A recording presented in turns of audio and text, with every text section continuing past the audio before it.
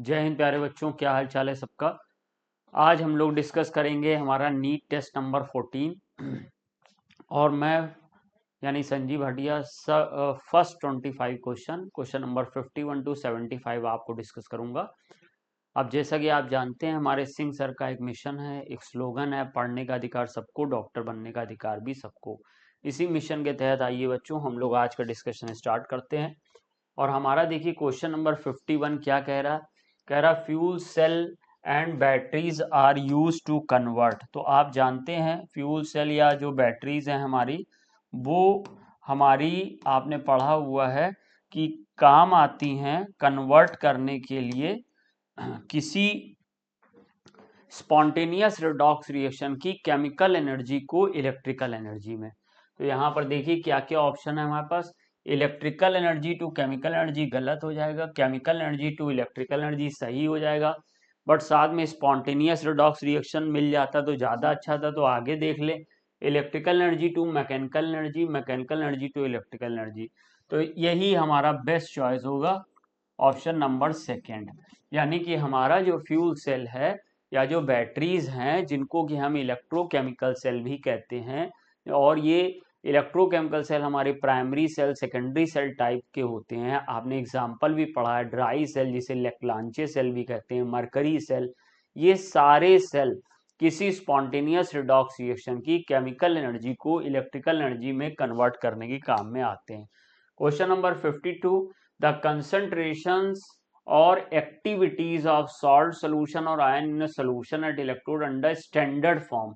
तो standard form क्या होता है? कंसंट्रेशन आप स्टैंडर्ड फॉर्म में लो, या आप स्टैंडर्ड सेल पोटेंशियल लो, या स्टैंडर्ड इलेक्ट्रोड पोटेंशियल लो। स्टैंडर्ड हमारा 25 डिग्री सेल्सियस और 1 मोलर सोल्यूशन के लिए बनता है। तो यहाँ पर मुझसे मोलैरिटी पूछी गई है, तो मोलैरिटी मेरी हो जाएगी 1 मोलर। तो यहाँ पर फर्स्ट ऑप्शन मेरा हो जाएगा 1 molar, option 1, option number 1। Next question आते हैं। ई रिडक्शन एक्स वाई जेड का दिया गया है और रिड्यूसिंग पावर मांगा गया है। तो आपको तो पता है, ये आपने फॉर्मूला पढ़ा होगा।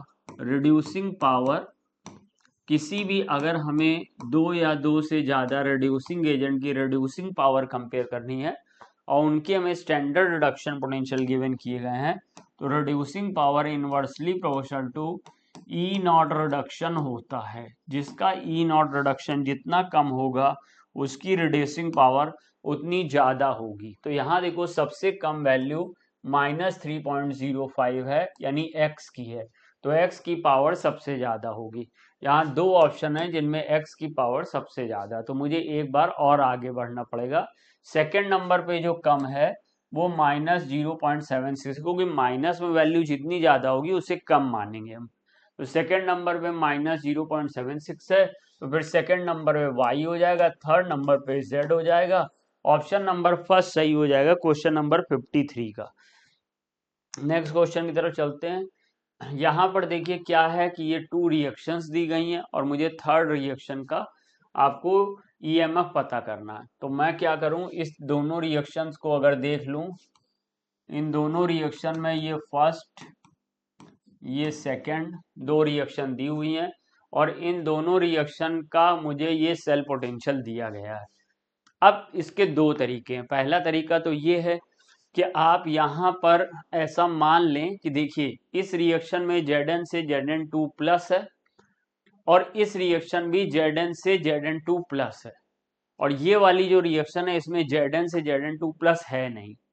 तो आप पहले इस पोटेंशियल से ये Zn2 plus minus silver plus two silver कर लीजिए, और वो जो Zn प्लस है 2 प्लस है उसका वैल्यू इस वाली इक्वेशन में लाके पुटअप कर दीजिए, जोड़ घटा दीजिए, तो ये वाली इक्वेशन आपको मिल जाएगी और इस वाली इक्वेशन का पोटेंशियल निकाल लेंगे। लेकिन अगर आप लेंदी प्रोसेस नहीं करना चाहते तो इसका शॉर्टकट है, और शॉर्टकट ये है कि आप देखिए इस रिएक्शन में आपको Ag प्लस लेफ्ट साइड दिया है, आपको Ag प्लस लेफ्ट साइड चाहिए ही था, और इस रिएक्शन में Cu2 प्लस भी आपको लेफ्ट साइड दिया है, बट आपको मेन जो रिएक्शन है जिसका पोटेंशियल निकालना उसमें Cu आपका लेफ्ट साइड है और Cu2 प्लस राइट साइड है, तो आप सिंपली इस इक्वेशन को इसमें से सब्सट्रैक्ट कर दीजिए।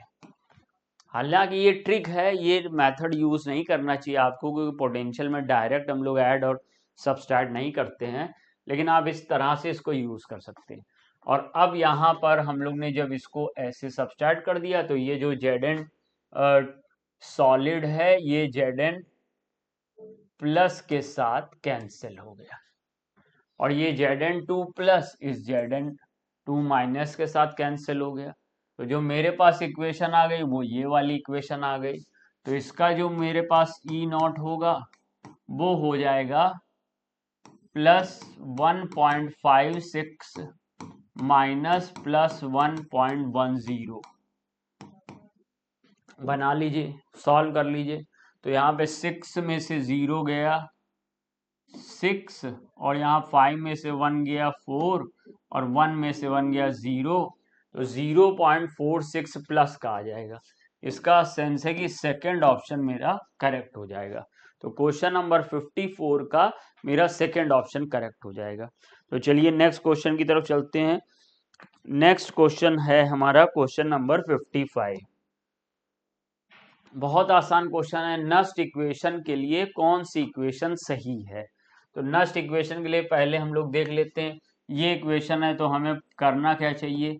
E equal to E0 minus, अगर हम लोग RT के टर्म्स में लिखें तो ये लिख सकते हैं RT NF ln के टर्म्स में मतलब लिख रहे हैं, और RT के टर्म्स में भी लिख रहे हैं। तो ये हमारा आ जाएगा, इस तरफ मेटल सॉलिड है और मेटल का एक्टिव मास 1 होता है, और मेटल आयन का एक्टिव मास उसकी मोलरिटी होती है। तो बेसिक इक्वेशन देखो, नस्ट इक्वेशन ये है। अब यहाँ पर ये इक्वेशन मेरी दी हुई है, तो ये सही हो रही थी, बट ऑल आर करेक्ट भी ऑप्शन है, तो मुझे और ऑप्शन भी चेक कर लेना चाहिए। अब जैसा कि जानते हो कि जो सॉलिड सब्सटेंस है उनका एक्टिव मास यूनिटी होता है, इसलिए इसी इक्वेशन को हम ऐसे भी लिख सकते थे, E equal to E0 minus, अगर ln की जगह log बेस 10 लेना चाहते हो तो 2.303 RT NF log बेस 10, इसका मोलरिटी यानी कि एक्टिव मास 1 हो गया, और इसका बना रहने दिया Mn प्लस। तो ये भी इक्वेशन हमारी यहाँ पे मैच कर रही है, माइनस 2.303। ये 2.303 यहाँ नहीं था, यहाँ क्यों लाए? क्योंकि ये ln को हमने log बेस 10 में कन्वर्ट किया। ये यहाँ m था, यहाँ 1 क्यों रखा? क्योंकि मेटल सॉलिड है, सॉलिड का एक्टिव मास यूनिटी होता है, 1 होता है। और अभी अगर हम ये, आप जानते हो कि यहाँ f की वैल्यू, r की वैल्यू, t की वैल्यू, ये सब रख के सॉल्व कर लें। r इक्वल टू 8.314 रख लें, t इक्वल टू 298 रख लें, f 96,500 रख लें, तो सॉल्व करने में ये 0.0591 आ जाता है। तो एक इक्वेशन आ जाएगी E equal to E0 minus 0.0591 upon n, और साथ में आ जाएगा log 1 अपॉन mn plus 1 upon nn plus आ जाएगा। तो ये देखिए, क्योंकि तीनों इक्वेशन मैच कर गई, तो हमारा फोर्थ वाला ऑप्शन ऑल आर करेक्ट सही होगा। नेक्स्ट क्वेश्चन की तरफ चलते हैं। For the cell equation small a capital A plus small b capital B CCD एक इक्वेशन दी हुई है, और इसमें मुझे E सेल इक्वल टू ये एक इक्वेशन दी गई है, और पूछा है Q क्या होगा। तो सिंपल सी बात है, Q होता है आपका प्रोडक्ट का एक्टिव मास, जो उसकी पावर है वो ऊपर y अपॉन रिएक्टेंट का एक्टिव मास की पावर x। अब मेरी रिएक्शन ये है, तो इसके लिए Q मैं बनाऊंगा। तो प्रोडक्ट देखो कैपिटल C है, और उसका स्टाइक्योमेट्री पावर में आ जाएगा कैपिटल D, स्टाइक्योमेट्रिक पावर में आ गया कैपिटल A पावर में small a, capital B power में स्मॉल b। तो भैया ये देख लो, मैच कर लो कहाँ पे आ रहा। यहाँ पे c की पावर c है, d की पावर d है, a की पावर a है, b की पावर b है, तो ये सही हो गया। लेकिन बाय चांस कोई और ऑप्शन भी ना मैच कर रहा हो तो मिला लेते हैं। यहाँ a भी ऊपर है तो ये गलत हो गया, यहाँ भी a भी ऊपर है, गलत हो गया। यहाँ c d ऊपर तो है बट c की पावर स्मॉल d दिखाई है, इसलिए ये भी गलत हो गया। तो सही ऑप्शन मेरा सेकेंड हो गया। Question number 57, for an electrochemical cell which of the following is correct. तो अब हम लोग को इसमें इक्विलिब्रियम स्टेज पर रिलेशन पूछा गया है, इक्विलिब्रियम कांस्टेंट और सेल कांस्टेंट के बीच में, स्टैंडर्ड सेल पोटेंशियल के बीच में। तो हम लोग ने ये ऐसा पढ़ा हुआ है इक्वेशन कि E equal to E not minus 0.0591 n log Q, ये हमारा बेसिक नस्ट इक्वेशन है। लेकिन जब इक्विलिब्रियम आता है, एट इक्विलिब्रियम, तो इक्विलिब्रियम पे हम लोग पढ़ते हैं कि E इक्वल टू 0 हो जाता है और Q इक्वल टू K हो जाता है। अब हम लोग क्या करेंगे, अब ये वैल्यू इसमें पुटअप करेंगे तो यहाँ पे 0 equal to E not minus 0.0591 n log K आ जाएगा। ये इस तरफ आ जाएगा तो मुझे इसमें इक्वेशन ई नॉट के टर्म में क्या आ जाएगी, E not equal to 0.0591 n log K। अब पहले देखो क्या ये कोई इक्वेशन है, 0.0591 तो दिया नहीं है इसमें, और ये सब NFRT के टर्म्स में दिए हुए हैं। और ई नॉट इक्वल टू, पहली बात तो देखो प्लस साइन आना चाहिए, यहाँ पे माइनस साइन आ गया, तो ये माइनस साइन वाला तो नहीं हो सकता, माइनस साइन वाला नहीं हो सकता, ये हो सकता है।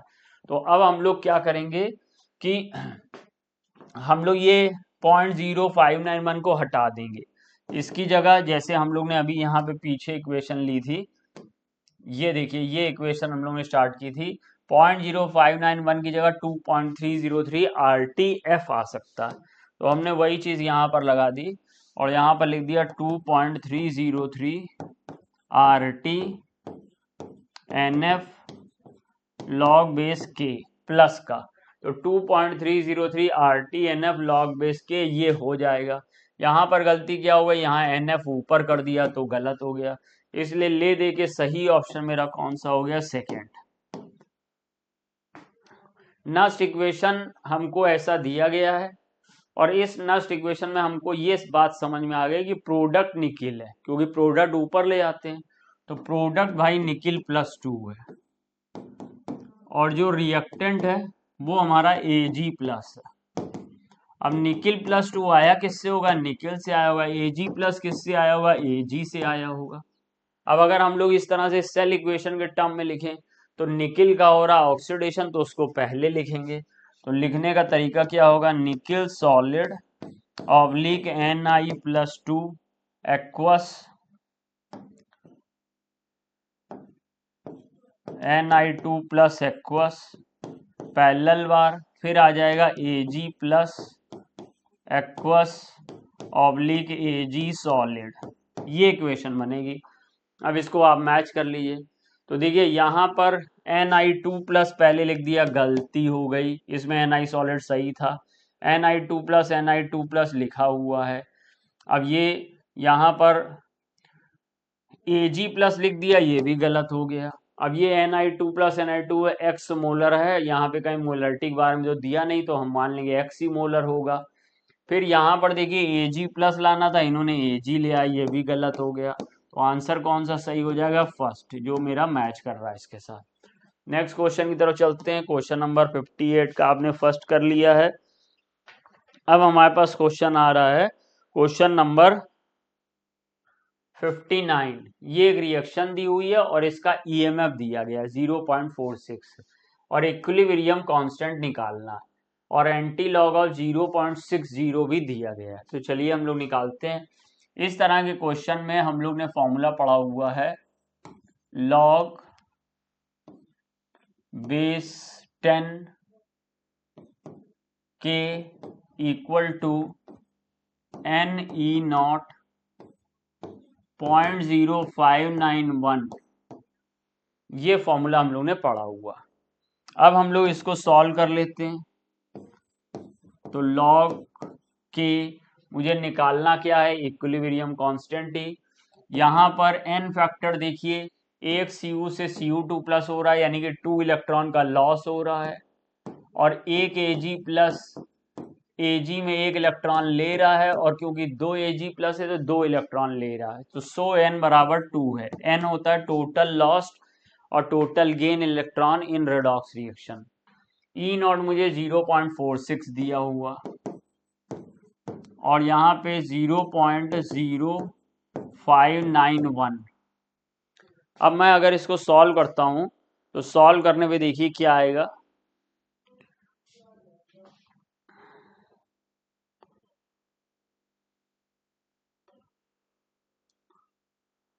2 इंटू 0.46 डिवाइडेड बाय 0.0591, तो 15.56 आ रहा ये यहाँ पर मेरा। तो log k इक्वल टू 15.56 आ रहा, और मुझे यहाँ log 0.60 दिया हुआ, 3.981। तो लगभग मैं मान लूंगा ये 0.56 आ रहा, लगभग 0.6 कर सकता हूँ। जब मैं एंटी लॉग लूंगा तो k इक्वल टू देखिए क्या आ जाएगा, एंटी लॉग ये 15 हमारा यहाँ पर चला जाएगा 10 टू दी पावर 15 में। तो यहाँ 10 टू दी पावर 12 दिया, 13 दिया, 14 दिया, 15 दिया, बस यही आंसर सही हो गया, फोर्थ। और मुझे 0.56 ऐसी वैल्यू का मैं लॉग लूँ कि 0.56 आ जाए।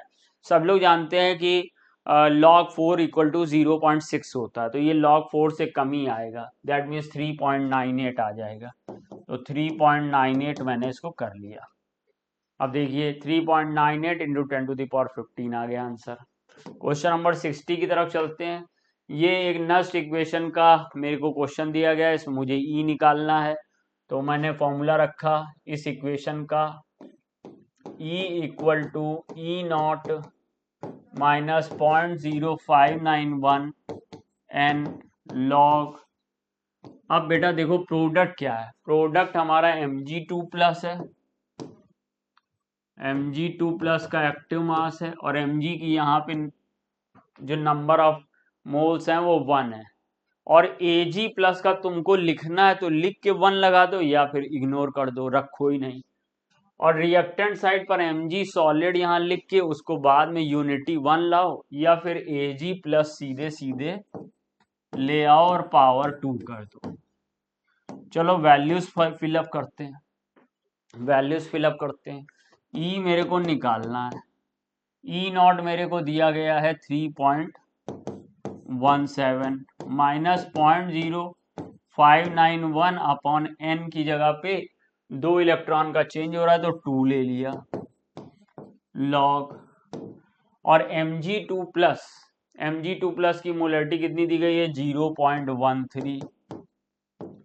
अच्छा भाई, और Ag प्लस मुझे दिया गया है 1 2 3 4 10 टू दी पावर माइनस 4, तो 10 टू दी पावर माइनस 4 की पावर 2। चलिए सॉल्व करते हैं।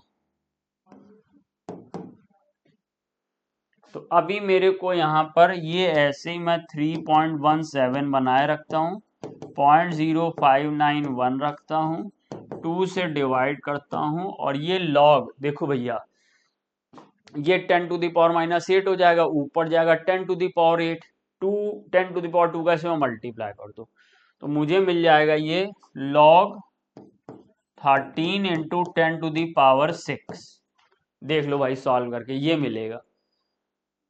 लॉग 13 का उन्होंने बता ही दिया है, 10 टू द पावर 6 अंदर ये प्लस आएगा तो 6 बन जाएगा, तो 6 और 1.11 यानी कि क्या हो गया 7.1139 सॉल्व हो के आएगा।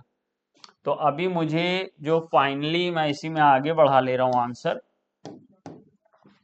अब मुझे क्या मिलेगा 3.17 minus 0.0591 upon 2 into log 13 plus log 10 की पावर 6, उससे आ जाएगा 6 और log 13 1.1139, तो मुझे मिल जाएगा 7.1139। अब ये पूरे डाटा को मैं सॉल्व कर ले रहा हूं आपके सामने। तो सबसे पहले मैंने 0.0591 में मल्टीप्लाई किया 7.1139, मुझे मिल गया 0.4204 डिवाइड किया 2 से, तो मुझे मिल गया 0.21। अगर इसको मैं 3.17 से सब्सट्रैक्ट करूं तो आ रहा है मेरे पास 2.959। अब 2.959 को 2.96 अप्रोक्सीमेट मान सकते हो, तो इसको अप्रोक्सीमेट मैंने 2.96 वोल्ट मान लिया, इसलिए मेरा जो सही आंसर है वो सेकंड है। 60 का मेरा सही आंसर जो है वो सेकंड है, देख लीजिएगा, मैच करिएगा। Question number 61, standard reduction potential of metal X Y Z are 2.05 minus 0.76 और 0.88 गिवन किया गया। अब मुझसे पूछ रहा है एक्टिविटी, तो अभी आपको ये बात आपने पढ़ी होगी कि जो एक्टिविटी ऑफ मेटल है, एक्टिविटी ऑफ मेटल वो इनवर्सली प्रोपोर्शनल होती है स्टैंडर्ड रिडक्शन पोटेंशियल के।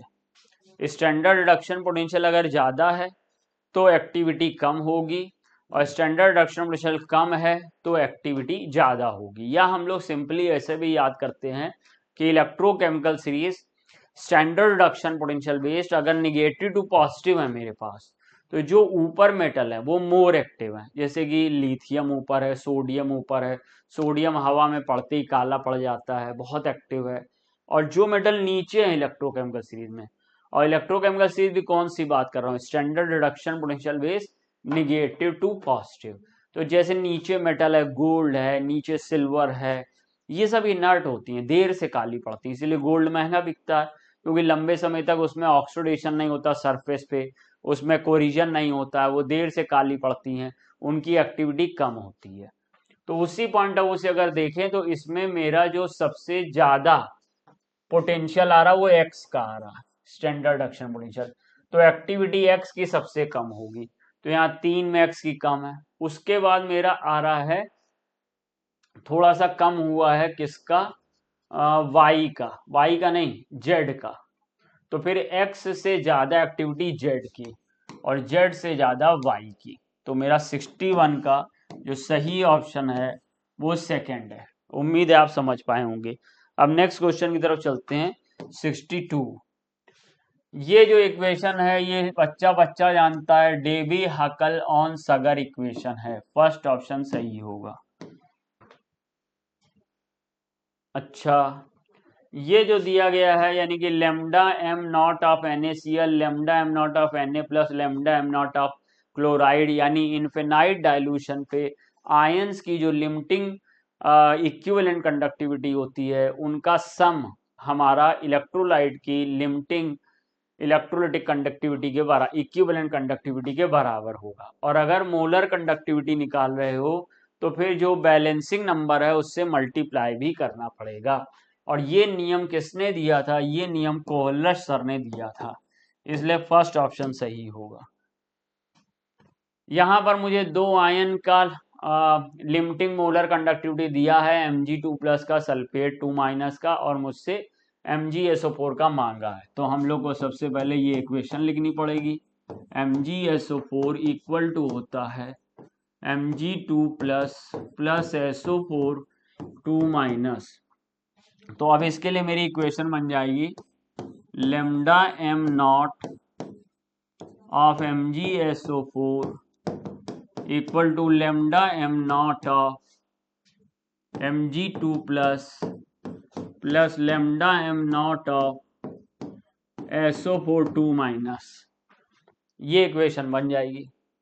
अब इसमें आप देखिए लेमडा नॉट Mg, अभी भैया बैलेंस भी है तो कोई स्टाइक्योमेट्रिक कैलकुलेशन, स्टाइक्योमेट्रिक नंबर को मल्टीप्लाई करने की जरूरत भी नहीं है, तो mg का दिया हुआ है 106.0 और सल्फेट का दिया गया 160। तो बहुत आसान कैलकुलेशन, जोड़ना भी बहुत आसान। तो ये 266.0 आ जाएगा। यूनिट क्या हो जाएगा? साइमेंस सेंटीमीटर स्क्वायर मोल इनवर्स। तो देखो भाई ऐसा कोई मैच कर रहा, पहला ऑप्शन मैच कर गया। तो 64 का फर्स्ट ऑप्शन सही हो जाएगा, फर्स्ट ऑप्शन सही हो जाएगा। 65 का देखते हैं। NaCl HCl NaAC का वैल्यू दिया गया है और CH3COH का मांगा गया है। तो भाई देखो NaAC मीन्स है CH3CO, ये NaAC गलत छप गया है, यहां पर छपा होना चाहिए था NaOAC, और ये NaOAC मीन्स होता है CH3COONA, ये CH3CONA दिया गया। अब मैं इसको सॉल्व कैसे करता हूं? इसको सॉल्व करने के लिए आप सब ने एक तरीका पढ़ा हुआ है। पहले हम ऐसे एरो खींचेंगे, एरो खींचने के बाद हम लोग जिसका मुझे लेमडा नॉट निकालना है उस सब्सटेंस को मैं रख लूंगा प्रोडक्ट साइड पर, CH3COH का निकालना। फिर मैं देखूंगा कि CH3COH किससे बन रहा है।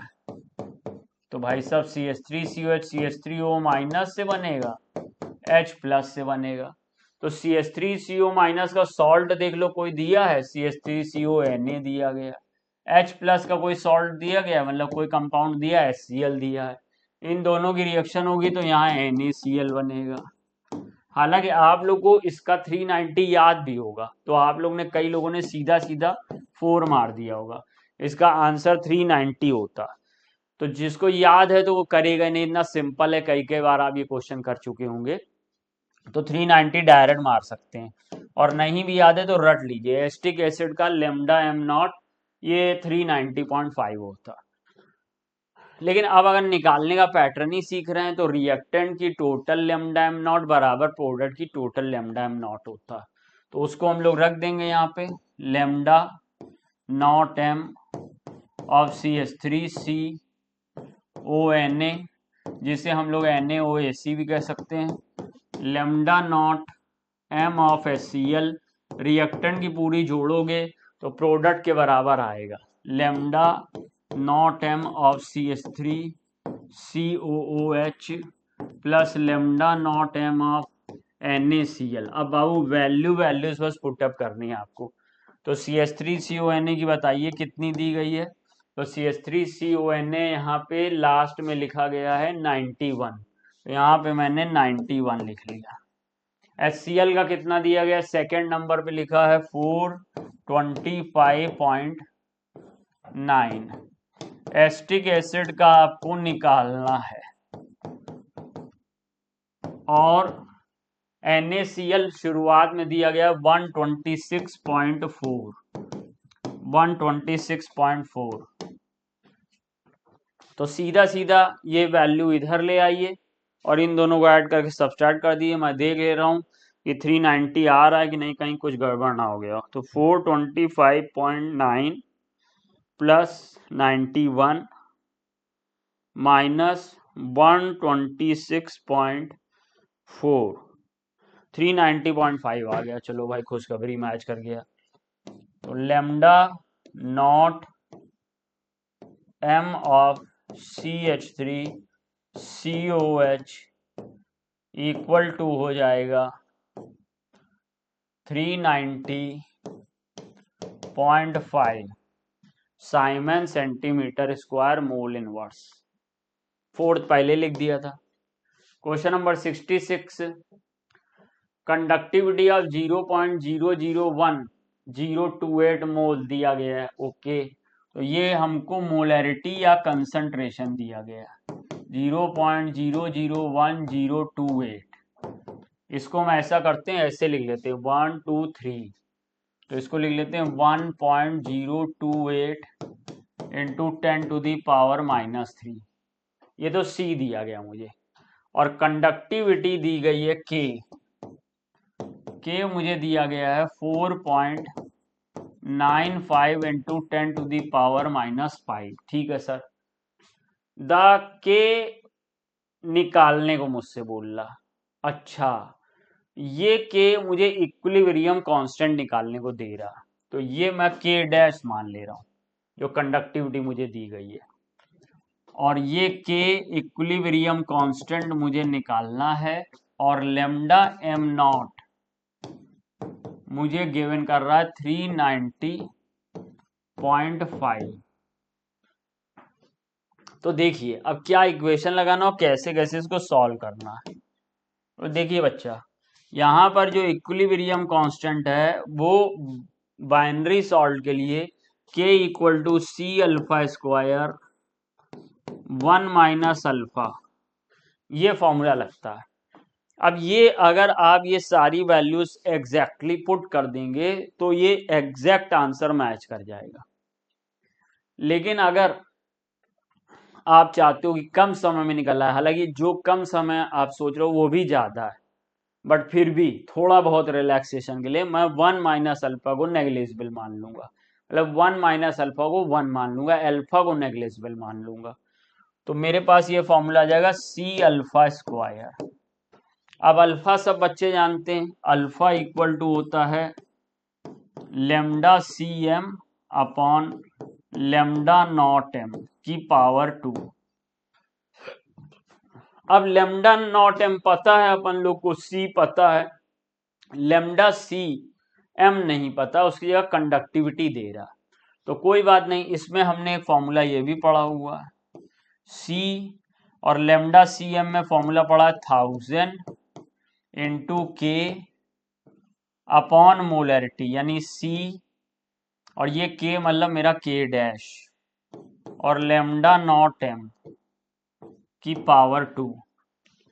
ये जो C स्क्वायर है अगर ये बाहर निकाल लो तो ये C से कैंसिल हो जाएगा।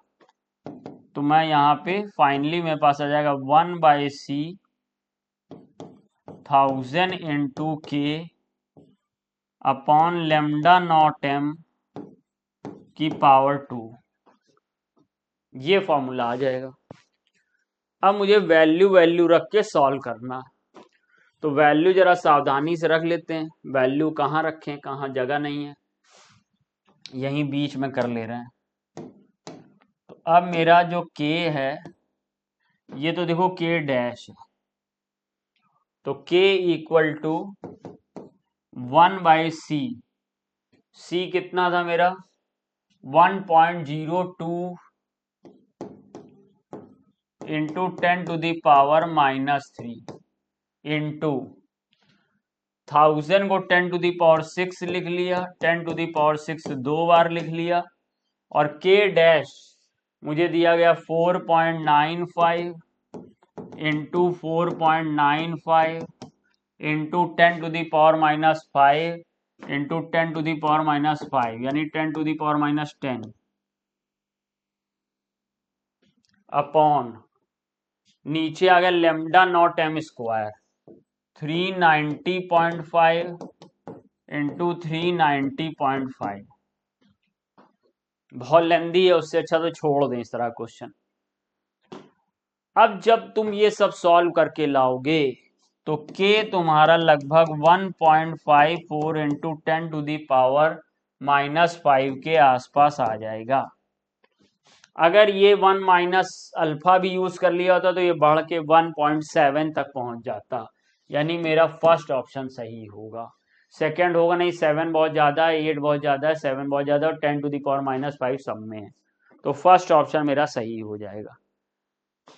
Question number 67, the same quantity of charge pass through, लग रहा फेराडे है, different electrolyte solution produce the amount of substance, this law known as Faraday बता दिया, लेकिन कौन सा है। तो सेम क्वांटिटी का चार्ज पेश करोगे तो फिर amount of substance chemical equivalent weight के प्रोपोर्शनल है, ये तो सेकेंड लॉ है, सब जानते होंगे, तो सेकेंड लॉ हो गया 67 का second. What is the approximate value of charge of 1 mole electron? 1 mole electron equal to होता है लगभग 95,487, ये हमारे पास 96,487, जिसको लगभग हम 96,500 कूलाम मान लेते हैं। तो ये 9500 600 है, 96,500 ऑप्शन नंबर थर्ड मैच कर रहा। तो 68 का ऑप्शन नंबर थर्ड मैच कर जाएगा मेरा, मैच कर लीजिएगा, कहीं कोई दिक्कत हो बताइएगा। Question number 69, how many Faraday are use for the deposition of 1 mole each of sodium, magnesium and aluminium.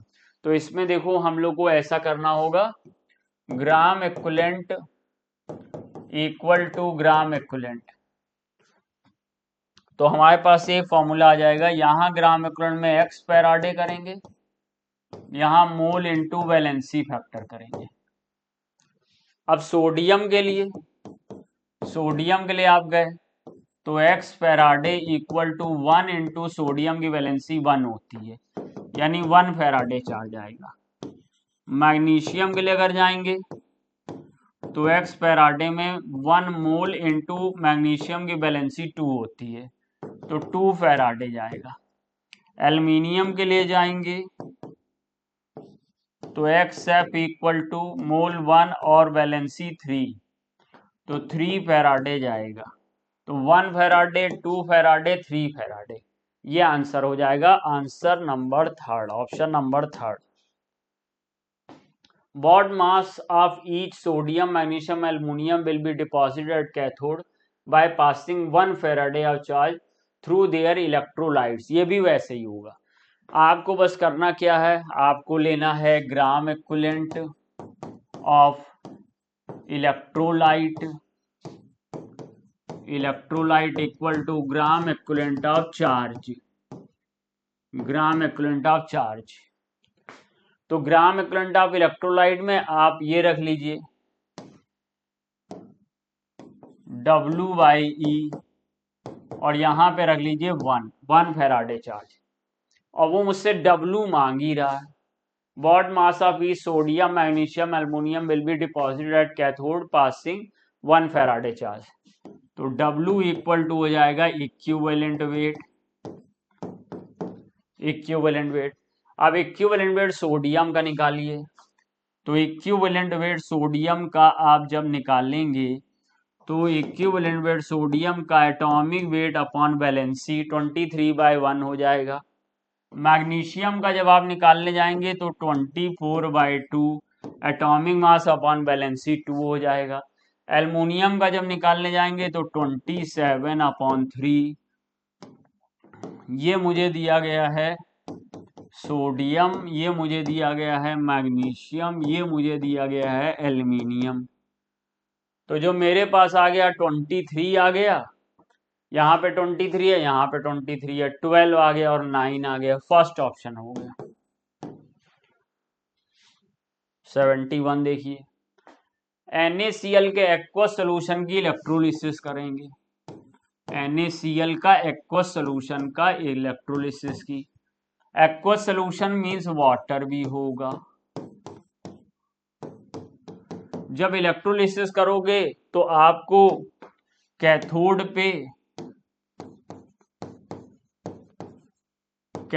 जो निगेटिव चार्ज होता है और एनोड जो पॉजिटिव चार्ज होता है, Na+ आयन मिलेगा और H+ मिलेगा, Cl- मिलेगा, OH- मिलेगा।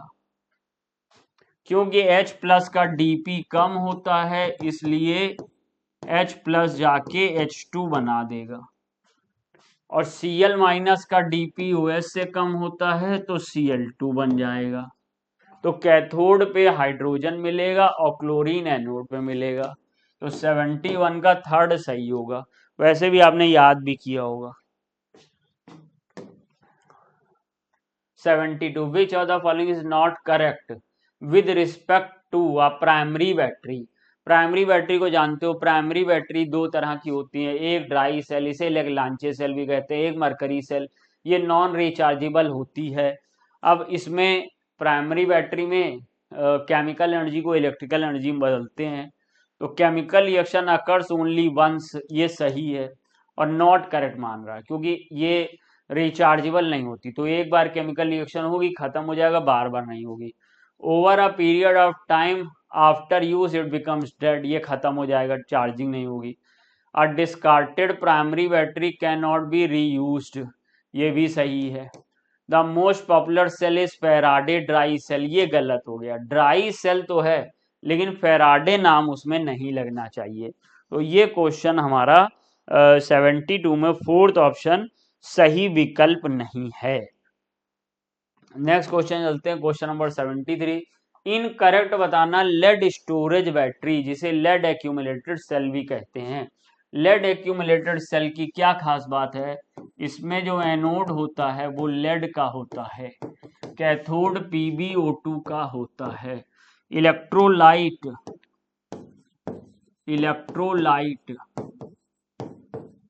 H2SO4 होता है, याद करिए कितने परसेंट, 38% H2SO4 होता है।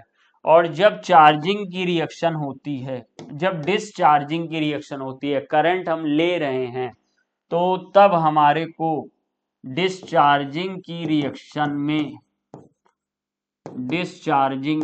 Pb plus PbO2 plus H2SO4 PbSO4 plus water बन जाता है, यानी PbSO4 में ऑक्सीडाइज होता है और PbO2 PbSO4 में रिड्यूस होता है। जब चार्जिंग होती है तो ये रिएक्शन पलट जाती है, रिवर्स हो जाती है, PbSO4 plus water, Pb plus PbO2 plus H2SO4। जैसे यहां पर आपने देखा था, यहां पर Pb से PbSO4 में ऑक्सीडेशन हो रहा था तो एनोड था, तो जब ये रिएक्शन पलटेगी तो PbSO4 Pb में बदलेगा, ये भी एनोड होगा। अब इन सब बातों को देख लेते हैं। Anode is made up of pure compress spongy lead plate, anode lead से बना है, ये सही है, लेकिन मुझे इनकरेक्ट ऑप्शन चाहिए। Cathode is made up of grid of lead impregnated with PbO2, PbO2 से ओवरऑल कैथोड बना, सही। एनोड पे रिएक्शन क्या होती है, यानी जब हम करंट ले रहे हैं तो एनोड पे देखो क्या रिएक्शन हो रही, Pb PbSO4 में बदल रहा है, कैथोड में PbO2 PbSO4 में बदलेगा। ऑन चार्जिंग द बैटरी, लो भाई चार्जिंग कर दिया, Pb change to PbSO4 at cathode, भाई मेरे Pb नहीं PbSO4 बदलेगा, PbSO4 Pb में बदलेगा, इसलिए ये बात गलत हो गई, ये बात सर गलत हो गई। और PbO2 change to PbSO4 at anode, ये भी गलत हो गई चार्जिंग के समय। तो ये मेरा 73 का फोर्थ हो गया। 74 यूनिट मिलानी है, तो यूनिट के लिए कंडक्टेंस की देखो पहले साइमेंस होती है, तो Q का थर्ड आ गया। अब Q में थर्ड देखो एक ही जगह पे है, इसलिए सेकंड ऑप्शन सही हो गया। बाकी चेक कर लेते हैं। P का सेकंड साइमेंस मीटर इनवर्स, जी हाँ ठीक है। रेजिस्टिविटी का ओम मीटर, सही है, इसलिए सेकंड 74 का सेकंड। उम्मीद है आप 74 के सेकंड से सेटिस्फाइड हुए होंगे।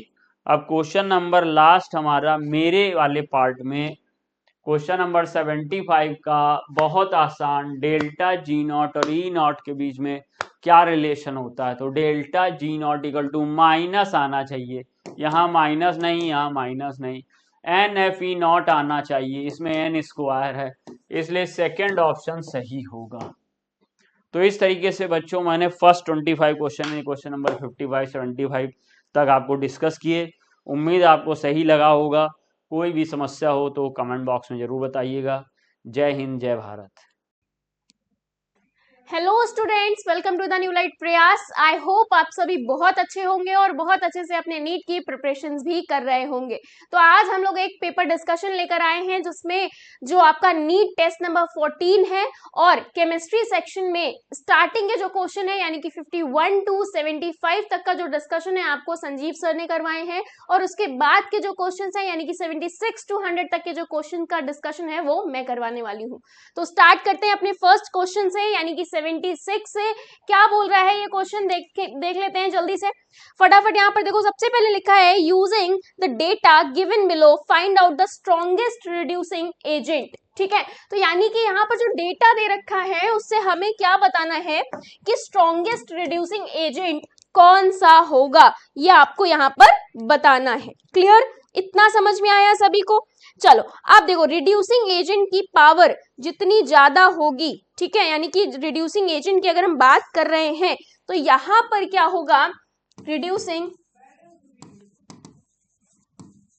Agent is proportional to negative charge. ठीक, तो यहां पर जो जितना निगेटिव होगा रिड्यूसिंग उतना ही स्ट्रॉन्गेस्ट रिड्यूसिंग एजेंट होगा, स्ट्रॉन्गेस्ट। ठीक, इस तरह से आप लिख सकते हैं।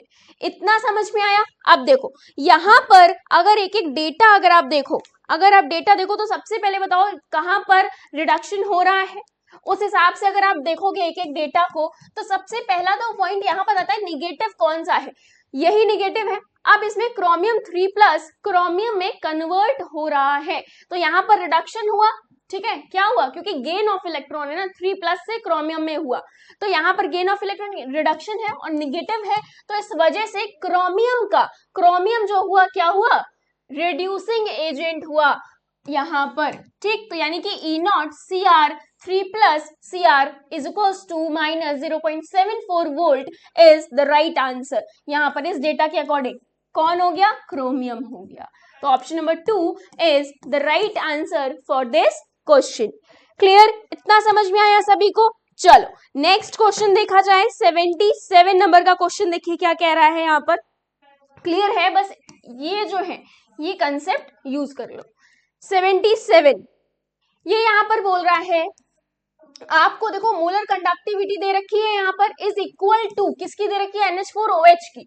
अच्छा थोड़ा सा रिमाइंड करो NH4OH किस तरह से बना होगा, NH4OH किस तरह से बना होगा बताओ जल्दी से, NH4Cl और NaOH से मिलकर।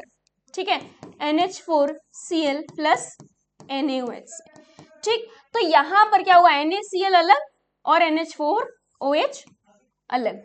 ठीक, तभी तो ये बना है, इसका कॉम्बिनेशन हुआ है। अब देखो यहाँ पर ये कह रहा है ये किसके इक्वल टू होगा, तो यहाँ पर आंसर तो सेकंड होगा, कैसे होगा सेकंड आंसर वो भी देख लेते हैं। सबसे पहले जो लिखा हुआ है उसको यहाँ पर नोट डाउन कर लेते हैं। ये लिखा हुआ है यहाँ पर NH4OH, ठीक, NH4Cl, फिर लिखा है प्लस यहाँ पर NaOH, ठीक है, इसके बाद माइनस NaCl, ये लिखा हुआ है। अब अगर इसके इक्वल टू NH4OH आ गया तो इट मींस यही हमारा आंसर होगा, यही पूछा है।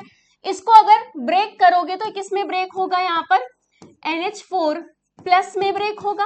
ठीक, प्लस फिर इसे ब्रेक करोगे तो ये Cl- में ब्रेक होगा। ठीक, प्लस ये एक पार्ट डन हो गया। दूसरा पार्ट यहाँ पर देखोगे तो ये Na+ में ब्रेक होगा और इसका ही सेकेंड पार्ट देखोगे तो ये OH- में ब्रेक होगा। ठीक, ये हो गया सेकेंड पार्ट। अब आया माइनस। ठीक, इसको फिर से ब्रेक है जिसका देखोगे तो ये Na+ में, और यहां पर सेम ये किस में टूटेगा, Cl- में। ये M लगा लेना, कहीं M छूट गया हो तो आप मेंशन कर सकते हैं।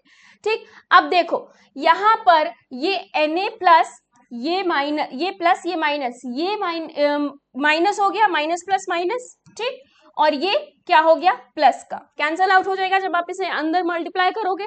तो बचा क्या, NH4+ और NH4 यहाँ पर OH। तो यानी कि ये बोल रहा था किसके लिए, NH4OH के लिए हमें क्या मिलता है यहाँ पर, NH4 प्लस और प्लस का यहाँ पर OH माइनस, यही तो बचा, देख लो बाकी सब तो कैंसल आउट हो गया। तो क्या ये इसके इक्वल है, बिल्कुल है।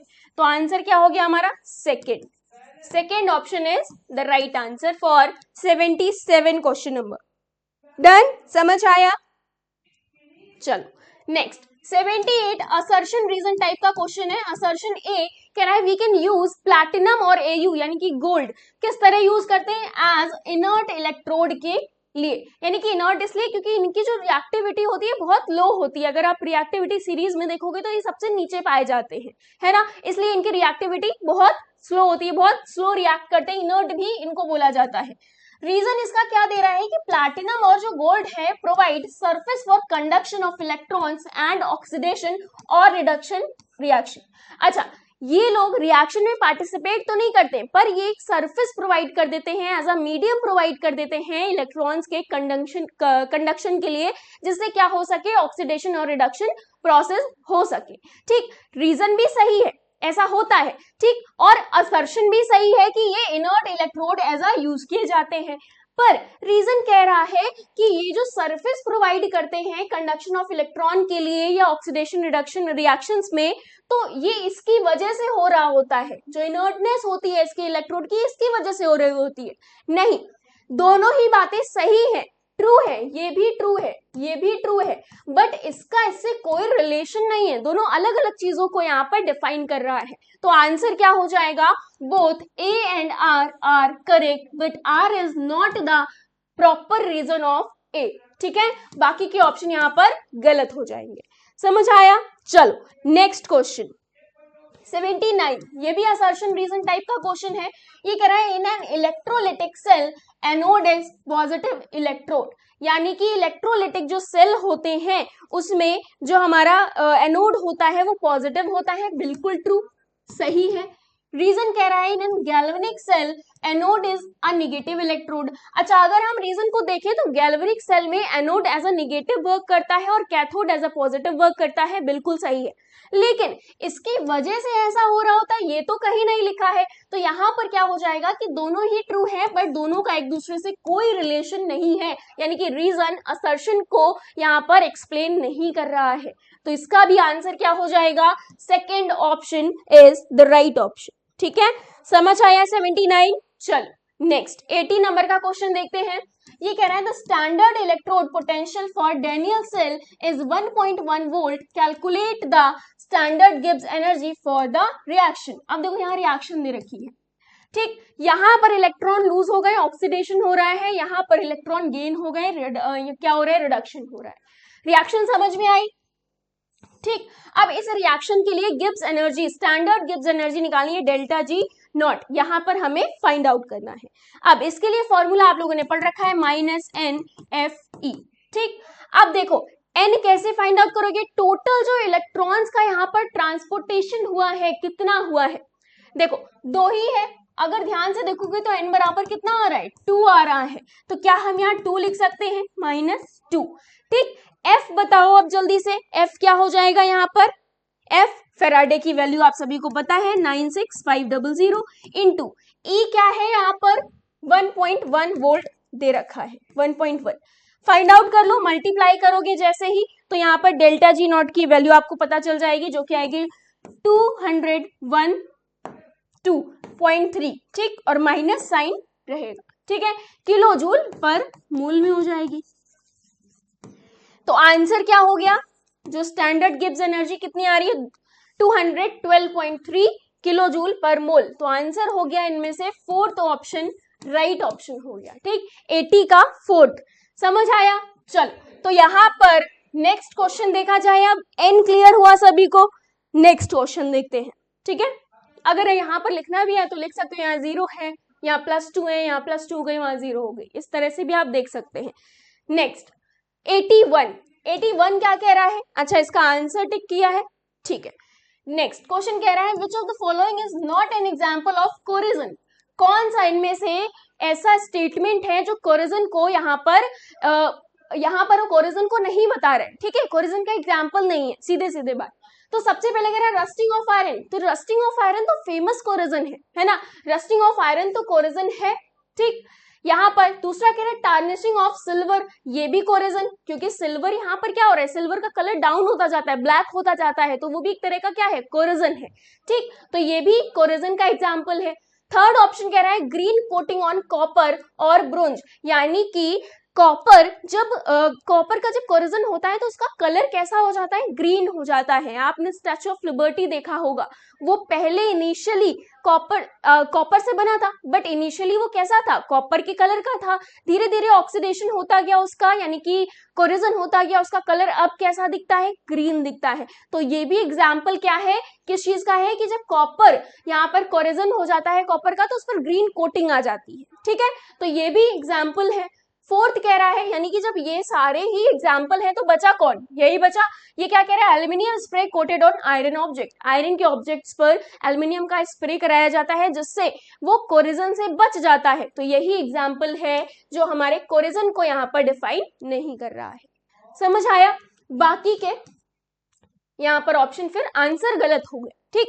एक और प्रोसेस होता है जिसमें हम जिंक का यूज करते हैं, गैल्वेनाइजेशन जिसे बोलते हैं, क्लियर। तो यहाँ पर fourth option is the right option, बाकी के ऑप्शन गलत होते हैं। समझ आया? चलो 82 नंबर का क्वेश्चन कह रहा है a solution of a salt of a metal was electrolysed for 150 minute with a current 0.15 ampere, ठीक है। अब पढ़ो आगे, ये कह रहा है the weight of metal deposit was 0.783 gram, the equivalent weight of the metal is. तो मेटल का इक्विवेलेंट वेट पूछा है, फॉर्मूला लगेगा W बराबर यहाँ पर EIT अपॉन 96500, ठीक। ये फॉर्मूला सभी ने पढ़ रखा है, सभी को पता है। अब देखो E आपको यहाँ पर फाइंड आउट करना है, क्या बोल रहा है, इक्विवेलेंट वेट बोल रहा है। W आपको दे रखा है, कितना दे रखा है यहाँ पर, W 0.783 दे रखा है, is equals to E calculate करना है।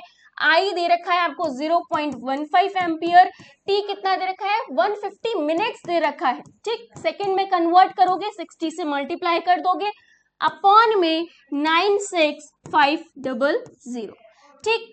अब इसे सॉल्व करोगे तो E की वैल्यू यहाँ पर क्या आ जाएगी, इक्विवेलेंट वेट कितना आएगा, 55.97 आ जाएगा, कितना आएगा, 55.97, ठीक। यही आपका राइट आंसर।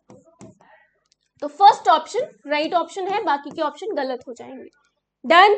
समझ आया? चलो नेक्स्ट क्वेश्चन देखते हैं जल्दी से।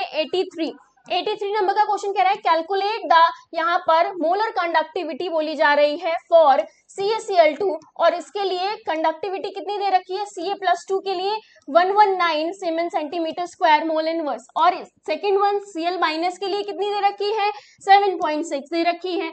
अब आपको क्या करना है, सबसे पहले तो CaCl2 की रिएक्शन समझो, क्या हुआ है यहाँ पर, Ca+2 और 2Cl-, यही तो हुआ है, ठीक। यहाँ पर रिएक्शन तो इसी तरह हुई होगी। अब देखो जब ये रिएक्शन हुई होगी तो अगर हम सेम अभी स्टार्टिंग में यही किया था, CaCl2 इसके लिए निकालना है। अब यहाँ पर अगर हम इनको तोड़ देते हैं तो फॉर्मूला क्या बन जाता है, Ca+2 के लिए, ठीक, और Cl2Cl- के लिए, यही तो बनेगा, यही बनेगा ना, पक्का श्योर हो? चलो तो यहां पर ये जो 2 है ये इधर आ जाएगा, ठीक है, यहां पर ये 2। अब सीधे सीधे देखो इनकी वैल्यूज दे रखी है, Ca+ की क्या दे रखी है, 119 प्लस 2 इंटू इसके लिए कितनी दे रखी है, यहाँ पर 76.3 दे रखी है। सीधा सीधा कैलकुलेट कर दो, आपको CaCl2 के लिए पता चल जाएगा, ठीक। अब देखो जब आप कैलकुलेट करोगे तो यहाँ पर वैल्यू क्या बन रही होगी, कुछ यहाँ पर वैल्यू आपकी बन रही होगी, अगर आप देखोगे तो 271.6, कितनी बन रही होगी, 271.6 यूनिट आप यहाँ से लिख सकते हो। तो ऑप्शन नंबर 2 यहाँ पर राइट हो जाएगा। समझ आया? 83 नंबर का क्वेश्चन समझ में आया सभी को? चलो नेक्स्ट 84 देखा जाए। 84 नंबर का क्वेश्चन कह रहा है, यहाँ पर 84 नंबर का क्वेश्चन बोल रहा है द इलेक्ट्रोड पोटेंशियल फॉर, ये रिएक्शन दे रखी है, ठीक। अब देखो यहाँ पर 2 थे इलेक्ट्रॉन निकले थे, एक इलेक्ट्रॉन मिला, एक बचा, फिर उसके बाद यही सेम प्रोसेस में फिर से इलेक्ट्रॉन, तो यहाँ पर ये अपने सॉलिड फॉर्म में आ गया, ठीक, गेन हुआ इलेक्ट्रॉन। अब कह रहा है are 0.15 volt and 0.50 volt respectively, the value of E naught C U plus 2 और सी यू की क्या होगी, वैल्यू पूछा जा रहा है अब यहाँ पर। तो कैसे बताओगे? सबसे पहले देखो इसको 3 पार्ट्स में डिवाइड करना पड़ेगा। 2 आपको E1 ये दे रखा है, E2 ये दे रखा है और E3 आपसे पूछा गया है, ठीक। कैसे करोगे? सबसे पहले तो E1 E2 E3 के लिए फॉर्मूला आपको पता है डेल्टा जी वाला लगेगा, लेकिन n कैसे फाइंड आउट करोगे? इसके लिए 3 कंडीशंस बनेगी। कैसे बनेगी? सबसे पहला रिएक्शन आपने क्या लिखा था, Cu प्लस 2, इलेक्ट्रॉन यहां पर मिला, ये Cu प्लस में कन्वर्ट हो गया, ऐसा हुआ है देखो ऊपर रिएक्शन में। फिर यहां पर फिर से इलेक्ट्रॉन मिला और ये Cu में कन्वर्ट हो गया, यानी कि कॉपर में, ठीक। सॉलिड फॉर्म आगे लिख दो। तो एक यहां पर प्रोसेस ये हुआ है, दूसरा प्रोसेस ये हुआ है और तीसरा प्रोसेस ओवरऑल ये हुआ है। तो ये हो गया E1, ये हो गया E2 और ये हो गया E3। समझ आया? E1 E2 E3 क्लियर है? अच्छा, E1 के लिए टोटल n कितना है जल्दी से बताओ। E1 के लिए 1 कितना है, 1 है, ठीक। इसी तरह E2 के लिए n कितना हो जाएगा, 1। E3 के लिए n कितना है जल्दी से देखो, टोटल ओवरऑल देखोगे 1 इलेक्ट्रॉन, ठीक, 2 हो जाएगा, एक इसके लिए एक इसके लिए, तो 2। तो यहाँ पर n की वैल्यू कितनी आ जाएगी, 2 आ जाएगी। अब देखो, अब करना कुछ नहीं है आपको, जस्ट फॉर्मूला एक रखना है, क्या, delta G is equals to यहाँ पर G3 delta G1 plus delta G2। इतना समझ में आया अभी तक की चीजें? यहां तक समझ में आया? अब देखो डेल्टा G3 के लिए अगर फॉर्मूला रखोगे तो n माइनस का n f E3 कर दो, ठीक, माइनस n f E2 कर दो, प्लस यहां पर कितना हो गया, n f E2 कर दो, ठीक है। समझ आ रहा है? अच्छा, ये माइनस है, ये भी माइनस, भूल मत जाना, माइनस प्लस, ठीक है। ये माइनस हो गया, ये भी माइनस हो गया। ई नॉट है ये, ठीक है, ई नॉट के लिए है। अच्छा, ये 1 है, ये क्या है, 1 के लिए है, 1, ठीक। ये 2 के लिए हो गया, ये प्लस माइनस माइनस कर लेंगे बाद में। अब वैल्यूज पुट करनी है, ठीक है। अब क्या करना है, वैल्यूज पुट करनी है।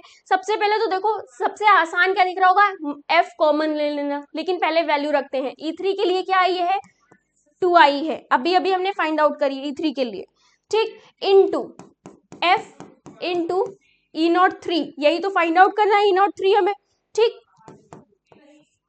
इज इक्वल्स टू इसके लिए -1 into F into E1 not की वैल्यू क्या है, देखो दे रखी 0.15 प्लस का 0.15, ठीक, प्लस माइनस माइनस कर दो इसे, ठीक। फिर उसके बाद इसके लिए भी 1 थी, ठीक, f इंटू नेक्स्ट के लिए E2 के लिए वैल्यू क्या आई है 0.50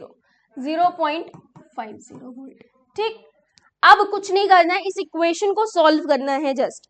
अब इस इक्वेशन को सॉल्व करोगे तो यहाँ पर माइनस का f कॉमन लोगे तो बचेगा अंदर 2 into E03 is equals to, यहाँ से भी माइनस का f कॉमन लोगे तो यहाँ पर 0.15 और ये माइनस माइनस प्लस हो जाएगा तो ये हो जाएगा 0.50, ठीक। ये कट गया, E3 नॉट ये आ जाएगा 0.65 अपॉन में 2, तो E3 नॉट पता चल जाएगा। E3 नॉट कितना आ गया आप सभी को, देखो आंसर, E3 नॉट कितना आ जाएगा 0.65 डिवाइड बाई 2 कर दो, 0.65 डिवाइड बाई 2, तो ये कितना हो गया 0.3 और 2 समथिंग, 325 समथिंग आएगा। आंसर देखो क्या आ रहा है, क्या यही मिलेगा? Value of E not Cu plus 2 के लिए 0.325, यानी कि थर्ड ऑप्शन यहाँ पर राइट हो जाएगा। समझ आया थर्ड ऑप्शन कैसे आया, क्लियर हुई ये चीजें? चलो ठीक है, कुछ नहीं किया गया, यही दोनों इक्वेशन को ऐड कर दिया गया, एक कर दिया गया। इक्वेशन 1 है ये इक्वेशन 2 है, इन दोनों को ऐड कर दिया गया, फाइनल इक्वेशन बनी। E1 E2 के यहाँ पर वैल्यूज रख दी गई। नोट डाउन कर लो इसे फटाफट। नेक्स्ट क्वेश्चन पर पहुंचते हैं हम लोग। इसका ऑप्शन है third option is the right option, ठीक। नेक्स्ट क्वेश्चन पढ़ो जल्दी से। 85 नंबर का क्वेश्चन देखो क्या कह रहा है। कह रहा है when 0.1 mole MnO4 2 minus is oxidized, the electricity required to completely oxidize MnO4 2 minus to MnO4 minus, यानी कि MnO4 2 minus को ऑक्सीडाइज करने के लिए किसमें, MnO4 में 0.1 मोल, तो इलेक्ट्रिसिटी कितनी रिक्वायर्ड होगी ये यहाँ पर पूछा जा रहा है। अच्छा रिएक्शन लिखो सबसे पहले, MnO4 2 माइनस, ठीक ये हुआ। अब यहाँ पर ये क्या बन रहा है, MnO4 माइनस में कन्वर्ट हुआ, ठीक इतना समझ में आया। अब देखो ऑक्सीडेशन स्टेट अगर लिखना चाहते हो तो यहाँ +6 यहाँ +7, एक का n बराबर 1 डिफरेंस आ रहा है। अब यहाँ पर 1 फेराडे के लिए, ठीक 1 फेराडे क्या बोल रहे हैं, 0.1 मोल के लिए, अगर 1 मोल के लिए 1 फेराडे तो 0.1 मोल के लिए 0.1 फेराडे, ठीक तो 0.1 इंटू 9650 मल्टीप्लाई कर दो, अभी पता चल जाएगा आंसर। तो 0.1 में क्या मल्टीप्लाई कर देना है, 96500, तो ये बन जाएगा 9650 कूलम, ठीक है। आंसर कौन सा सही होगा, फर्स्ट ऑप्शन, 85 का फर्स्ट ऑप्शन यहाँ पर राइट हो जाएगा। डन, समझ आया। चलो नेक्स्ट 86 देखते हैं जल्दी से। 2 Faraday electricity is passed through a solution of CuSO4, copper sulphate का एक सॉल्यूशन है, ठीक है, जिसमें इलेक्ट्रिसिटी यहाँ पर पास कराई गई 2 फेराडे। बोल रहा था mass of copper deposited at cathode is, तो कैथोड पर जो कॉपर का मास डिपॉजिट हुआ है उसका मास आपको यानी कि W आपको यहाँ पर बताना है। तो W के लिए फॉर्मूला क्या हो जाएगा, जल्दी से बताओ। सबसे पहले तो रिएक्शन लिखो, रिएक्शन क्या है, कॉपर +2, यहाँ पर कॉपर में ये कन्वर्ट हो गया, यही हुआ है अभी, ठीक है। ये 1 मोल है, ये 2 मोल है, ये 1 मोल है। अब इसके बाद फॉर्मूला क्या लगेगा, W इक्वल्स टू अभी अभी पढ़ा है EIT अपॉन 96500, ठीक। W ही हमें पता करना है, E क्या है, इक्विवेलेंट वेट होता है। इक्विवेलेंट वेट अगर आप निकालने यहाँ पर बैठोगे तो कितना आ जाएगा, 63.5 और डिवाइड बाय 2 होता है, तो 63.5 डिवाइड बाय 2 इनटू, ठीक इसी तरह इसको लेकर चलें, इनटू क्या हो जाएगा, E देखो E पता हो गया, I कितना दे रखा है, अगर I की बात करें तो 2 फेराडे दे रखा है, कितना दे रखा है 2 फेराडे, ठीक इलेक्ट्रिसिटी 2 फेराडे पास करी जा रही है, इनटू T कितना है, यहाँ पर T1 मान लेते हैं इसे, ठीक है T1 मान लेते हैं, इनटू ये जो वैल्यू है इसे F ही तो बोलते हैं, ये F है तो इसे F रख दिया, ठीक ये कैंसल आउट हो गया, बचा कितना 63.5, यानी कि जो W है वो इतना ही डिपॉजिट होगा, यही हमारा आंसर है। 63.5 ग्राम जो यहाँ पर मास होगा वो डिपॉजिट होगा किसका, कॉपर का, कैथोड पर, ठीक है। तो answer third is the right answer for this question, समझ आया।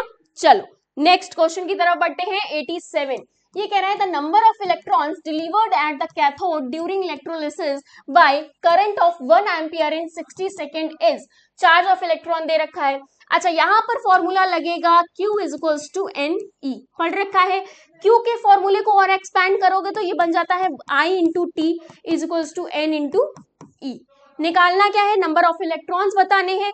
I कितना दे रखा है 1 एम्पियर, T कितना दे रखा है 60 सेकेंड्स दे रखा है, और ये E डिवाइड में आएगा तो 1.6 इंटू 10⁻⁻19 है ना, और N हमें फाइंड आउट करना है। तो यहाँ से क्या आप N फाइंड आउट कर सकते हो, बिल्कुल कर सकते हो। क्या आएगा 37.5 इंटू 10⁻, ये -19 ऊपर जाएगा +19, इसको और सॉल्व करोगे 3.75 इंटू 10⁻20 बन जाएगा, यही आपका राइट आंसर हो जाएगा, यानी कि fourth option is the right option, ठीक है फोर्थ ऑप्शन यहाँ पर राइट हो जाएगा।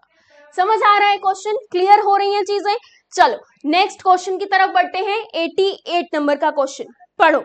88 नंबर का क्वेश्चन क्या कह रहा है, how many Faraday of electricity are required for the given reaction to occur, यानी कि इस रिएक्शन को होने के लिए कितनी फेराडे इलेक्ट्रिसिटी की जरूरत हमें पड़ने वाली है।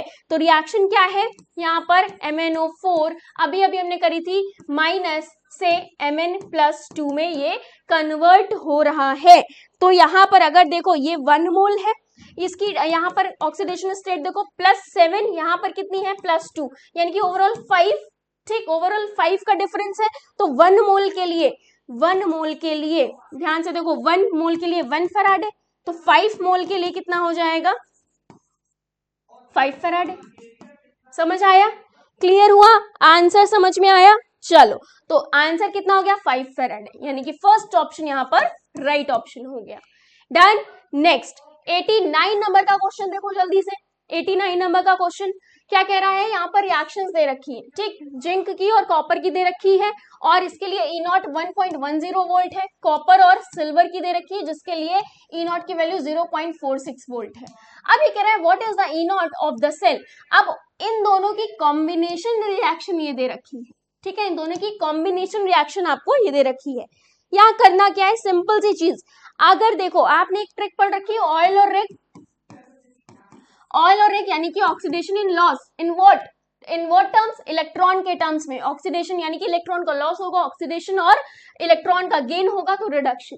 तो यहाँ पर फाइंड आउट करो हो क्या रहा है, कहां पर रिडक्शन हो रहा है, कहां पर ऑक्सीडेशन हो रहा है। अच्छा, कैथोड पर क्या होता है ये भी जान लो, रिडक्शन सेल में, ठीक, और एनोड पर क्या है ऑक्सीडेशन।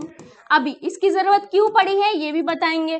कैथोड पर रिडक्शन हो रहा है और एनोड पर ऑक्सीडेशन हो रहा है। अब आपने फॉर्मूला पढ़ रखा होगा, E not cell is equals to E not cathode plus E not anode, ठीक। अब देखो यहाँ आपको पता है कहां पर ऑक्सीडेशन रिडक्शन हो रहा है, तो जल्दी से इनका मान रख दो, वैल्यू रख दो। यहाँ पर देखो ये कैथोड है, यहाँ पर क्या हो रहा है कैथोड रिडक्शन हो रहा है, तो ये वैल्यू कितनी हो जाएगी 0.46 वोल्ट प्लस ये वैल्यू 1.10, प्लस कर दो कितना आ जाएगा, जब इसे आप प्लस करोगे ये 6 बन गया, ये 5 बन गया और ये 1 बन गया, यानी कि 1.56 वोल्ट। ई नॉट की वैल्यू कितनी आ गई 1.56 वोल्ट आ गई, यानी कि फर्स्ट ऑप्शन यहाँ पर राइट ऑप्शन हो गया। 89 नंबर का क्वेश्चन समझ आया सभी को। चलो नेक्स्ट क्वेश्चन 90 नंबर का क्वेश्चन देखते हैं क्या कह रहा है। 90 नंबर का क्वेश्चन ये बोल रहा है इन अ सेल रिएक्शन, जो ये रिएक्शन हो रही कॉपर और एजी की Cu+2 में, ठीक, और एजी जो है प्लस से यहाँ पर एजी में कन्वर्ट हो गया। ई नॉट सेल इसके लिए 0.46 वोल्ट है। अब ये कह रहा है if the concentration of Cu+2 ions, यानी कि Cu+2 आयंस की अगर हम कॉन्सेंट्रेशन को क्या कर रहे हैं डबल कर रहे हैं, तो ई नॉट सेल विल बी क्या हो जाएगा डबल हो जाएगा, हाफ हो जाएगा, इंक्रीज्ड बाय 4 टाइम्स हो जाएगा या अनचेंज्ड रहेगा। सबसे पहली चीज ई नॉट सेल कॉन्सेंट्रेशन चेंज पर डिपेंड नहीं करता है, तो ई नॉट सेल कैसा रहेगा अनचेंज्ड हो जाएगा, यानी कि अनचेंज्ड रहेगा, ठीक है, कैसा रहेगा अनचेंज्ड रहेगा। तो ऑप्शन 4 यहाँ पर राइट हो जाएगा, बाकी के ऑप्शन यहाँ गलत हो जाएंगे।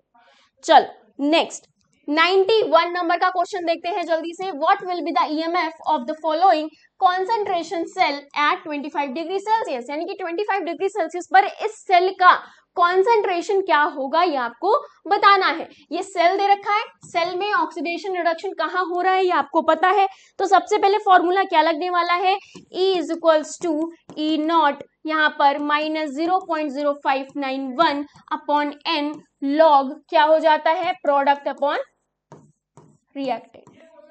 समझ आया सभी को, ये इतना क्लियर है।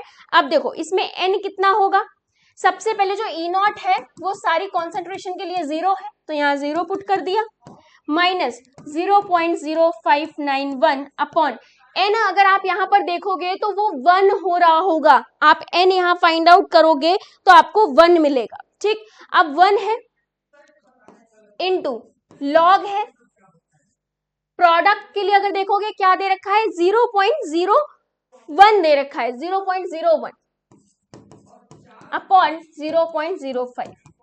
अब इसे सॉल्व कर लो, ठीक, आपको यहाँ पर E पता चल जाएगा, ठीक है, यहाँ पर EMF आपको पता चल जाएगा।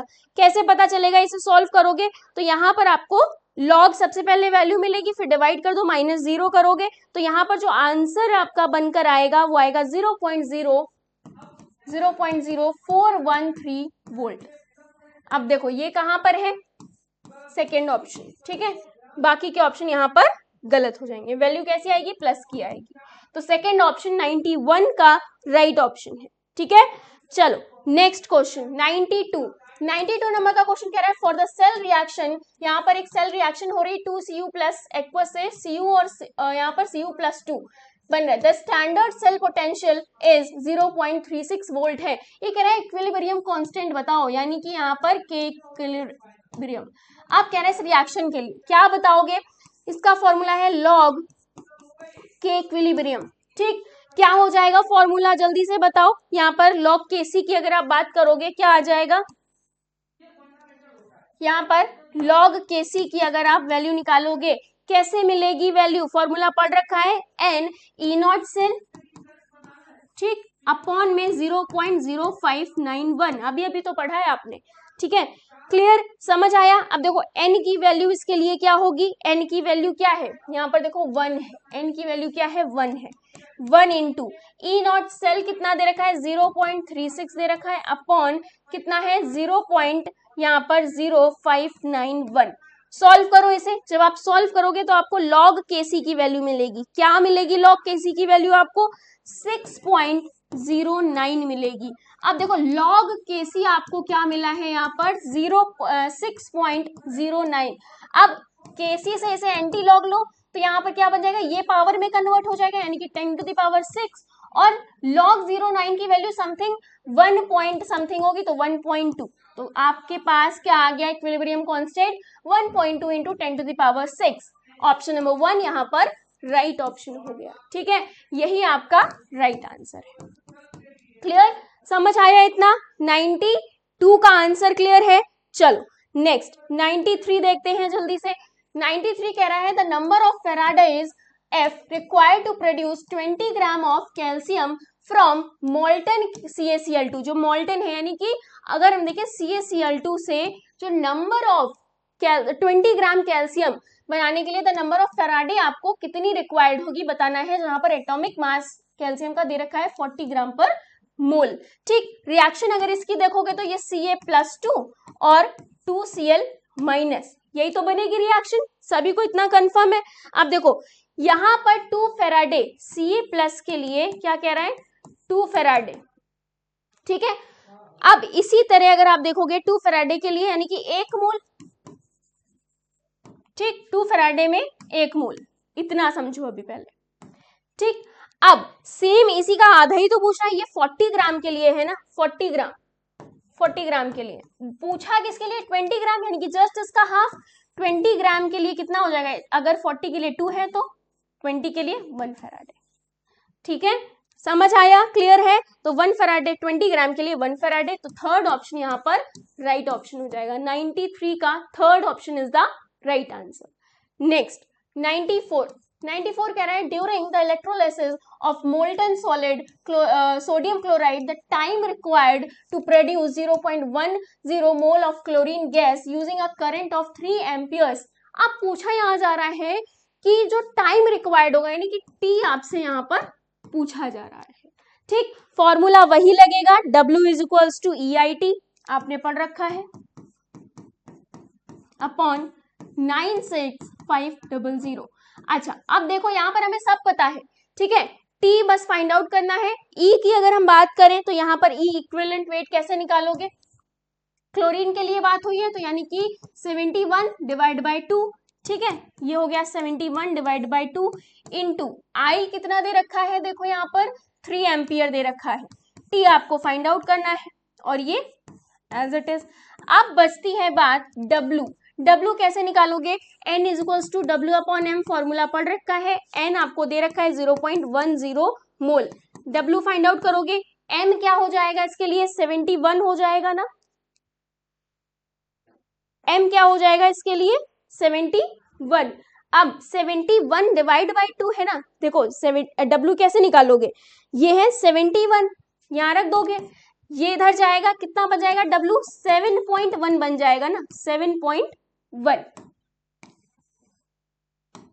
W इज इक्वल्स टू 7.1, ठीक, ग्राम, तो यहां पर रख दो 7.1। अब देखो अब T निकाल लोगे, सिंपल है, 7.1 71 बाई डिवाइड बाई 2 और 3 इंटू टी हमें फाइंड आउट करना है, अपॉन में 96500, तो आंसर क्या आ जाएगा, टी अगर यहाँ पर निकालोगे तो आएगा 107.2 मिनट्स। ठीक, ये आएगा जब आप कैलकुलेट करोगे तो ऑप्शन नंबर थर्ड यहाँ पर राइट ऑप्शन हो जाएगा। ठीक है, ऑप्शन थर्ड क्या हो जाएगा, राइट ऑप्शन। समझ आया, इतना क्लियर है। चलो नेक्स्ट क्वेश्चन की तरफ बढ़े, यानी कि 94 का आंसर क्या हो गया, 94 का जल्दी से बताओ, 94 का यहाँ आंसर हो गया थर्ड ऑप्शन। ठीक है, चलो नेक्स्ट 95 नंबर का क्वेश्चन देखते हैं जल्दी से, क्या बोल रहा है। ये बोल रहा है a device that converts energy of a combustion of fuel like hydrogen and methane directly into electrical energy, यानी कि जो हमारे यहाँ पर अगर देखें कंबशन में जो फ्यूल है, यानी कि हाइड्रोजन और मीथेन जैसे जो फ्यूल होते हैं उनमें जो उनकी कंबशन की एनर्जी होती है जिसको हम इलेक्ट्रिसिटी में यानी कि इलेक्ट्रिकल एनर्जी में कन्वर्ट कर देते हैं, उसे हम क्या बोल रहे हैं, जो उसका कन्वर्जन है उसे हम क्या बोलते हैं, फ्यूल सेल बोलते हैं। क्या बोलते हैं, फ्यूल सेल बोलते हैं। क्लियर, समझ आया। चलो तो ऑप्शन नंबर फर्स्ट यहाँ पर राइट है, बाकी के ऑप्शन गलत। 96 नंबर का क्वेश्चन कह रहा है गिवन दैट, यहाँ पर ई नॉट दे रखा है Fe3 प्लस Fe क्या है, माइनस का 0.036 वोल्ट, इसी तरह Fe2 प्लस से Fe का दे रखा है माइनस का 0.439 volt. The value of standard electrode potential for the change, इस चेंज के लिए इलेक्ट्रोड पोटेंशियल यहाँ पर पूछा जा रहा है। तो यहाँ पर सबसे पहले क्या करोगे, देखो यहाँ पर आपको फॉर्मूला पता है, सबसे पहले दो रिएक्शन हो रही है यहाँ पर, देखो एक 3 प्लस से क्या हो रही है Fe, एक 2 प्लस से Fe हो रही है। तो सबसे पहले लिखो Fe प्लस 2 से क्या हुआ है, यहाँ पर 2 इलेक्ट्रॉन और ये बना किसमें, Fe में। ठीक, 2 इलेक्ट्रॉन का गेन हुआ। इसी तरह Fe3 प्लस की अगर बात करोगे तो यहाँ पर 3 इलेक्ट्रॉन गेन हुआ और ये Fe में कन्वर्ट हो गया। इतना समझ में आया। अब देखो इन्हीं के लिए डेल्टा जी अगर रिक्वायर्ड रखोगे तो डेल्टा जी यहाँ पर क्या होता है, माइनस NFe, यही तो पढ़ते आ रहे हो ना अभी तक। ठीक है, अब देखो डेल्टा जी सेकेंड वाले के भी लिए निकालोगे ऐसे। ठीक है, दोनों की वैल्यू ई नॉट दे रखी है यहाँ पर। F यहाँ पर देखो n आप निकाल लोगे, फाइंड आउट कर लोगे, इसके लिए 2 है, इसके लिए 3 है, तो यहाँ पर हम डायरेक्टली ऐसे लिख दे रहे हैं, यहाँ पर किसके लिए है, ये 2 है, यहाँ 2 हो जाएगा। ठीक, और इनटू इसके लिए यहाँ पर कितना हो जाएगा 0.439 माइनस का। ठीक, सेम इसके लिए क्या रख दोगे 3 इंटू माइनस का कितना हो जाएगा 0.036 वोल्ट। ठीक, ये इक्वेशन बनी। अब इस इक्वेशन को जब आप सॉल्व करोगे ना तो आपके पास वैल्यू आएगी इसके लिए 0.88 फेराडे। ठीक, ये इसके लिए वैल्यू आ गई। सेकेंड वाली इक्वेशन यानी कि 3 वाले के लिए क्या आ जाएगी, यहाँ पर 0.108 आ जाएगी, इसके लिए आ जाएगी 0.108। ये सॉल्व करने के बाद आई है। ठीक, तो इसे इक्वेशन 1 मान लिया, इसे इक्वेशन 2 मान लिया। अब हमें इलेक्ट्रोड पोटेंशियल फाइंड आउट करना है तो क्या करेंगे, सब्ट्रैक्ट कर देंगे। तो जब आप सब्ट्रैक्ट करोगे यहाँ पर इक्वेशन 1 और 2 का, ठीक, अब जब आप सब्ट्रैक्ट करोगे तो यहाँ पर आपको 0.108 F माइनस 0. क्या है 88 F। ठीक, क्या आएगा बताओ, डेल्टा जी ही तो है ये, क्या आएगा जल्दी से बताओ। यहाँ पर वैल्यू जो आएगी 0.77, आएगी 0.77 F। ठीक, ये वैल्यू डेल्टा जी की आ गई। अब आपको पता है एक चीज और, डेल्टा जी पता है आपको, डेल्टा जी के लिए फॉर्मूला और होता है, क्या है यहाँ पर ई नॉट। अगर हम ई नॉट निकालना है ना तो यहाँ पर क्या हो जाएगा, E not is equals to delta G upon में क्या हो जाएगा डेल्टा जी के NF माइनस का NF, यही निकालना है। इसकी वैल्यू अभी आपने 0.77 रख रखी है, देखो 0.77 F। ठीक, अपॉन ये F एज इट इज रहेगा। N कितना है, N अभी अभी आपने देखा 1। ठीक, 1, ये माइनस ये भी माइनस, प्लस हो गया, ये कट गया, कितना बच गया, ई नॉट कितना आ गया 0.770, तो प्लस का आ गया, ये प्लस का 0.77 वोल्ट आ गया ई नॉट। तो ऑप्शन देखो यहाँ पर क्या हो गया, फर्स्ट ऑप्शन राइट ऑप्शन हो गया, बाकी के ऑप्शन गलत हो गए। तो 96 का first is the right answer. Clear, चलो नेक्स्ट 97 नंबर का क्वेश्चन कह रहा है when during electrolysis of a solution of AgNO3 9650 coulomb of charge pass through the electroplating path, the mass of silver deposited on the cathode will be, यानी कि cathode पर silver कितना deposit होगा उसका मास आपको यहाँ पर कैलकुलेट करना है। कैसे कैलकुलेट करोगे? सबसे पहले देखो 1 फैराडे में 108 यानी कि 108 जो Ag है सिल्वर है वो डिपॉजिट हो रहा है, पता है, ठीक। यानी कि अगर हम इसे इस तरह से लिखें चलेगा, सेम है, 1 फैराडे की वैल्यू यही होती है। इसी तरह ये क्या कह रहा है, 9650 कूलम के लिए अगर चार्ज पास किया जाए, 9650 के लिए कितनी डिपॉजिट होगी, तो सीधे उठाकर यहाँ पर क्या कर देना है, 108 डिवाइड बाय 96500 इंटू 9650। समझ आया? क्लियर है? तो अब ये क्या हो गया, ये हो गया 10, तो 108 डिवाइड बाय 10 कितना आ गया, 10.8 ग्राम, ठीक है, कितना आ गया, 10.8 ग्राम। आंसर क्या हो गया यहाँ पर, फिर इसी तरह 10.8 ग्राम हमारा राइट आंसर, यानी कि इतनी सिल्वर डिपॉजिट होगी कहां पर, कैथोड पर, ठीक है। तो option number 2 is the right answer, बाकी के ऑप्शन यहाँ पर गलत हो जाएंगे। डन, समझ आया इतना? चलो नेक्स्ट 98 नंबर का क्वेश्चन देखते हैं। ये कह रहा है find the weight ratio of WH2 और WO2 का बाय इलेक्ट्रोलिसिस ऑफ H2O, यानी कि ये कह रहा है कि H2O का इलेक्ट्रोलिसिस करा रहे हैं, यानी कि इस तरह से H2O है तो ये बना H2 प्लस O2। अब इसे बैलेंस करो, तो जब बैलेंस करोगे तो ये कुछ इस तरह से दिखेगा, ठीक। उसके बाद ये कह रहा है बाय पासिंग 4 फैराडे इलेक्ट्रिसिटी, यानी कि 4 फैराडे की इलेक्ट्रिसिटी हमने पास की है तब इसका इलेक्ट्रोलिसिस हुआ है, तो इसका वेट रेशियो आप बताओ, ठीक, जिसके लिए ऑप्शन दे रखे हैं। तो अगर आप इसका मोल रेशियो देखोगे, यहाँ पर मोल रेशियो कितना है, मोल रेशियो 2:1 है। इसी तरह अगर इसका वेट रेशियो देखोगे कितना आ जाएगा, वेट रेशियो कितना है 4 और ये कितना हो गया 32, यानी कि ये कितना बन गया 1:8 बन गया, तो यानी कि 1:8 ही राइट आंसर है। तो WH2 और WO2 कितना है 1:8, ठीक। यही हमारा फर्स्ट ऑप्शन ही राइट ऑप्शन है, बाकी के ऑप्शन गलत हो गए, ठीक है। समझ आया 98 नंबर का क्वेश्चन? चलो नेक्स्ट नंबर का क्वेश्चन करते हैं 99, second last question. If the E0 cell for a given reaction has a negative value, यानी कि E0 सेल की जो वैल्यू है वो क्या है, नेगेटिव है, ठीक है। Then which of the following gives the correct relationship for the values of delta G0 और के इक्विलिब्रियम के बीच में रिलेशनशिप बतानी है।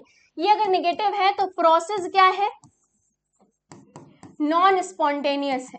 कैसा है, नॉन स्पॉन्टेनियस है, ठीक।